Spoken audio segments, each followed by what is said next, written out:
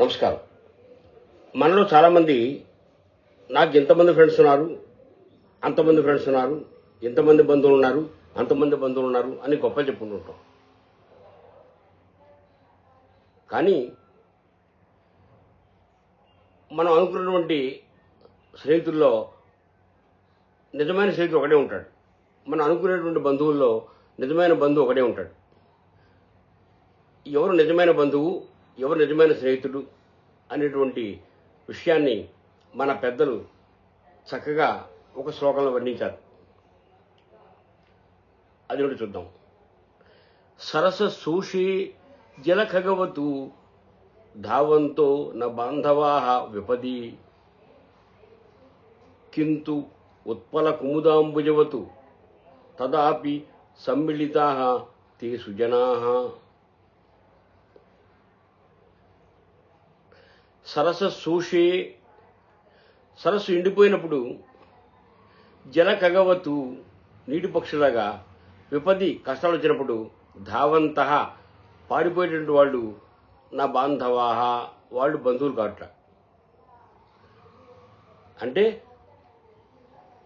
సరస్సు ఎండిపోగా ఆ సరస్సును విడిచిపెట్టి పారిపోయేటువంటి నీటి పక్షుల్లాగా ఉండేటువంటి వాళ్ళు బంధువులు కాదు, వాళ్ళు స్నేహితులు కాదు.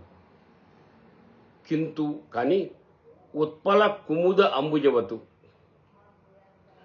పద్మంలాగా కలువల్లాగా తదాపి సమ్మిళితాః తే సుజనాః అప్పుడు కూడా మన ఆశ్రయించుకుని ఉన్న వాళ్లే సరైనటువంటి బంధువులు, సరైన మిత్రులు. మొత్తం మీద అర్థం ఏంటంటే మనకి కష్టాలు కలిగినప్పుడు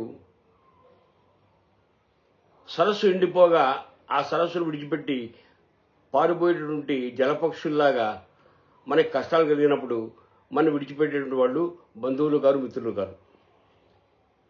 మరి ఎవరయ్యా అంటే సరస్సు ఎండిపోయినప్పటికీ ఆ సరస్సునే ఆశ్రయించుకుని ఉండేటువంటి పద్మములు కలువల్లాగా మనకి సంపదలున్నా మన సంపద నశించినా మన ఆశ్రయించుకుని ఉండేవాళ్ళే నిజమైనటువంటి బంధువులు, నిజమైనటువంటి మిత్రులు. A friend in need is friend in deed అనేటువంటిది ఈ విషయాన్ని మనకి చెప్తాను. శ్లోకం మరోసారి చూడండి. సరస సూషే జల ఖగవతు ధావంతో న బాంధవాః విపది కింతు ఉత్పల కుముద అంబుజవతు తదాపి సమ్మిళితాః తే సుజనాః. నమస్కారం.